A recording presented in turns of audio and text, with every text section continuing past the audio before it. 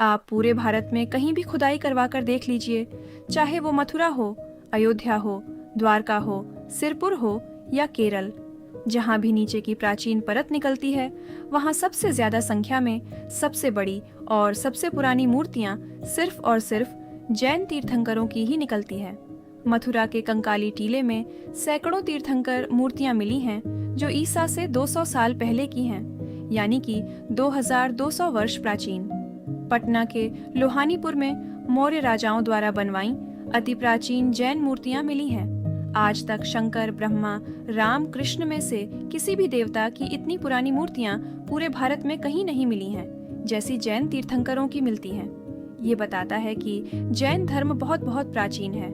यह सिर्फ वैश्यों यानी कि व्यापारियों का धर्म नहीं था, बल्कि हजारों साल पहले भारत का मुख्य धर्म जैन धर्म ही था। हमारे क्षत्रिय राजा जैसे कलिंग के महाराजा खारवेल, मगध के सम्राट चंद्रगुप्त मौर्य, वे सभी जैन धर्म को ही मानते थे और तीर्थंकरों की पूजा करते थे। जैन धर्म ने मूर्ति बनाकर पूजा की परंपरा शुरू की। अयोध्या 5 तीर्थंकरों की जन्मभूमि है। काशी तीर्थंकर पार्श्वनाथ की जन्मभूमि है। माउंट कैलाश तीर्थंकर आदिनाथ ऋषभदेव की मोक्ष भूमि है। गिरनार 22वें तीर्थंकर अरिष्टनेमि की दीक्षा, कैवल्य और मोक्ष भूमि है। आज भले जैन तीर्थंकरों की भूमि को अन्य धर्म से जोड़ दिया गया है, लेकिन पहाड़ों में उकेरी गई और खुदाई में मिलने वाली प्राचीन जैन प्रतिमाएं जैन धर्म की प्राचीनता को प्रमाणित कर ही देती हैं।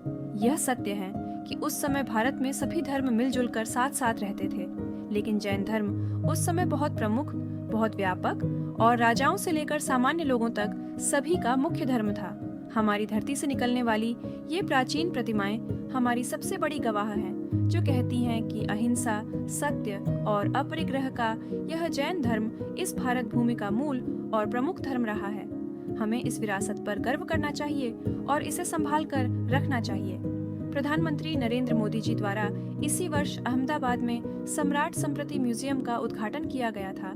इस नए बने म्यूजियम में संभाल कर रखे गए इन अद्भुत भारत की धरोहर के दर्शन करना एक बहुत बड़ा सौभाग्य है। ऐसी और अधिक महत्वपूर्ण जानकारी के लिए चैनल को सब्सक्राइब करना ना भूलें। क्या आप भी इस म्यूजियम की मुलाकात लेना चाहते हैं? हमें कमेंट में बताएं। धन्यवाद।